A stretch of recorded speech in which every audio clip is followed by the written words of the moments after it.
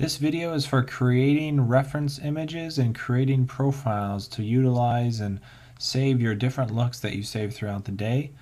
As you can see here, we have all my images down here in the gallery for day one, and over here to the left we have our same printing light controls and different color correction controls and our profiles.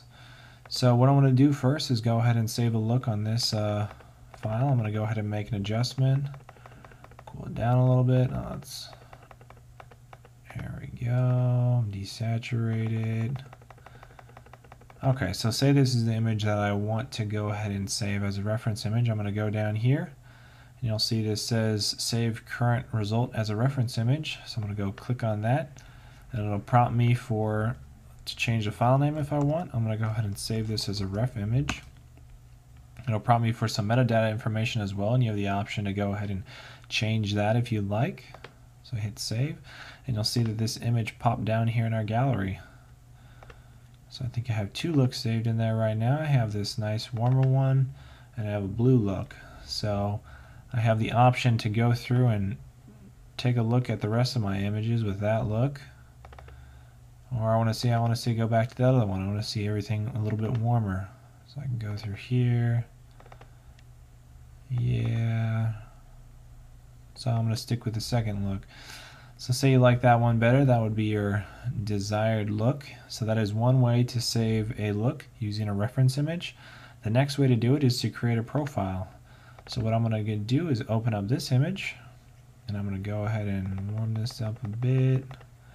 I'm going to crush the blacks a little, and then I'm going to desaturate it.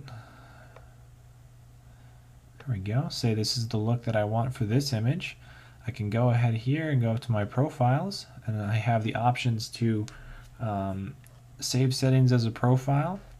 You can also, once you have a few profiles saved in your thing, you can remove them by simply going here. You can import them from another project, or you have the option to export them out. So what I'm going to do here is save settings as a profile. You have the option to save it under any of these different things, but for your personal profiles, the best thing to do is save it under unclassified. So here I'm going to do desaturated forest, and I'm going to go ahead and hit save. I'm going to reset this to shoot it back to normal, but if I go down here to my profiles, you'll see that this is saved under unclassified. And there you go, there's the look applied. And then I can finalize that if this is the image that I want to save as my reference image, so I can send it off to the dailies colorist. So I would just save this as a reference image, OK, and it pops down here. So say these are the looks that I want.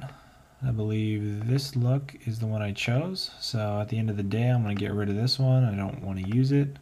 So I have these two looks that I want to send off to the colorist. First, I'm going to check my preferences to make sure that my saved reports are the proper format.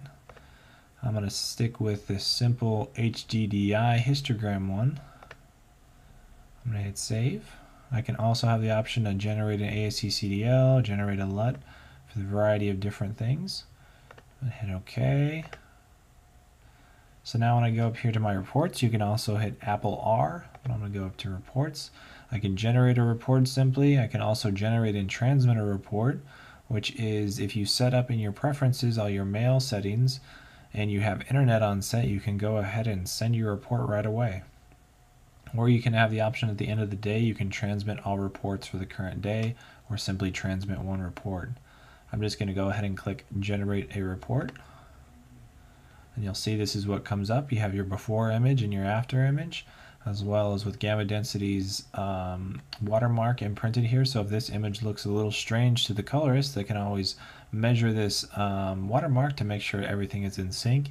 You have your file name, you have all your metadata information, your waveform, vector scope, your linear, and a few different things. You can also change these reports. There's about 20 different options. You can save this as a 3-page report, a 2-page report.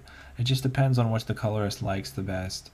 So I'm going to go hit OK, and you'll see it prompts me of where to save this. It automatically saves in my project file under day and reports. So I'm going to hit OK, and now I'm all set. So that is the best way to create looks using our reference images and profiles, and as well as generating reports.